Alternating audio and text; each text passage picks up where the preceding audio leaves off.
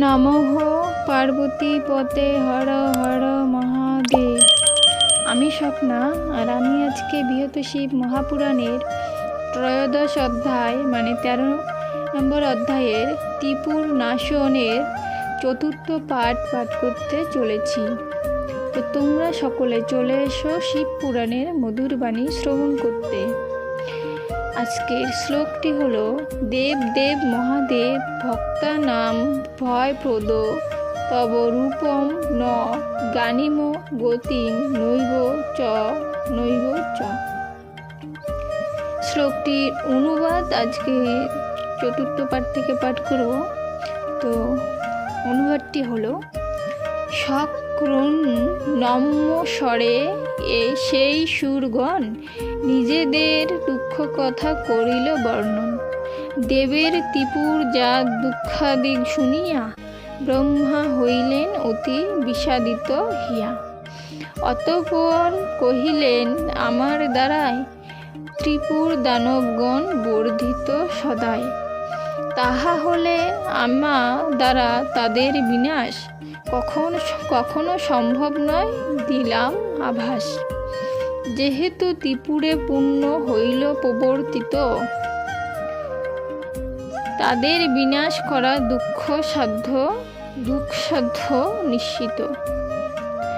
তাহলে শিবের কাছে করহ গমন, তাহাকেই এ বিষয় কর নিবেদন। ব্রহ্মার বচনে তবে যত দেবগণ তরায় হরের কাছে করেন গমন। নিজেদের দুঃখ কথা করি নিবেদন, করজোরে তার অগ্রে দাঁড়ান তখন।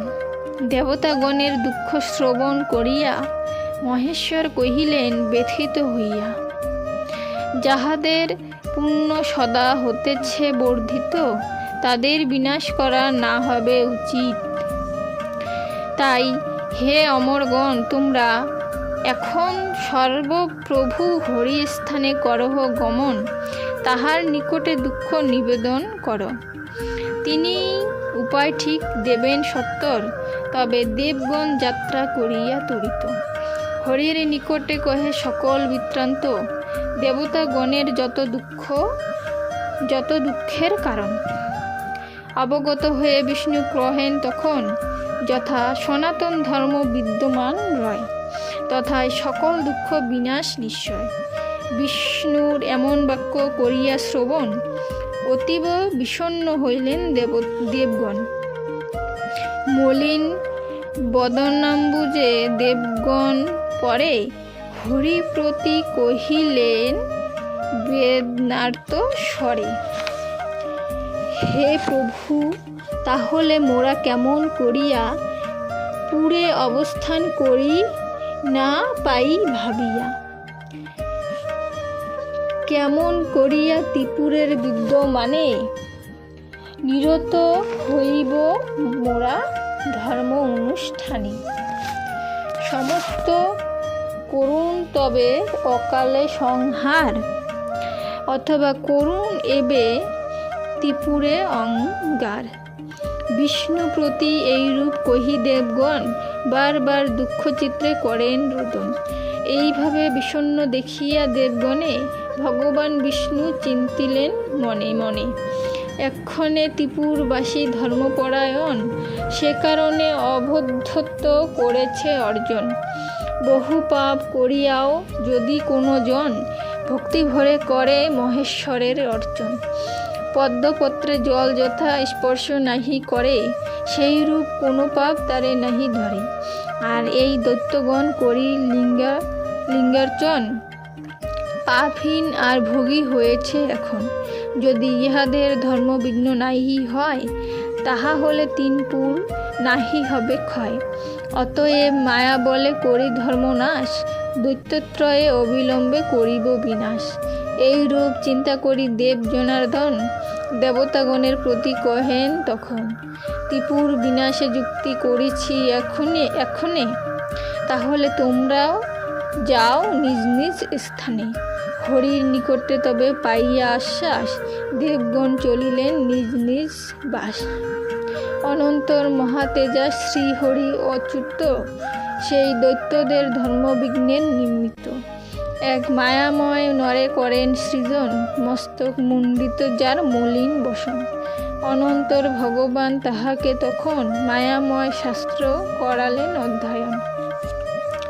পাঠ শেষে জনার্দন কহিলেন তারে, আমার আজ্ঞায় তুমি যাইবে ত্রিপুরে। অবিলম্বে দৈত্যগণে করিয়া মোহিত, এই সব শাস্ত্রজ্ঞান জানিবে নিশ্চিত। বিষ্ণুর আদেশে সেই পুরুষ তখন তাহার চরণবন্দি করিল গমন। অবিলম্বে সেই পুরে করি আগমন, নিকটস্থ এক বনে পাতিল আসন। যে জন তাহাকে অবলোকন করিল, তাহার মায়ায় তরা বিমুগ্ধ হইল। তাহার নিকটে তবে আসিয়া তখন বশীভূত হয়ে দীক্ষা করিল গ্রহণ। যাহারা মায়াবী ছিল তাহারাও তরিত, তাহার মায়ায় পড়ি হইল বিমোহিত। অধিক কি নারদ বিষ্ণুর মায়ায় মুগ্ধ হইয়া অবিলম্বে গেলেন তথায়। পরে সেই পুরুষের নিকট হইতে দীক্ষালাভ করিলেন আনন্দিত চিত্তে।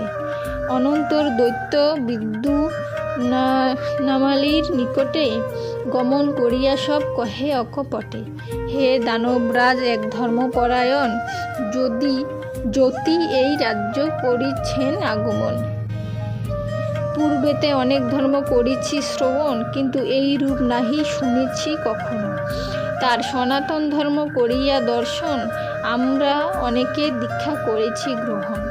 হে রাজন, আপনার যদি ইচ্ছা হয় তাহলে সত্বর তারে করুন আশ্রয়। অতি কৃপাবান তিনি, জানি যে নিশ্চিত, তোমা দেখি অবশ্যই করিবে দীক্ষিত।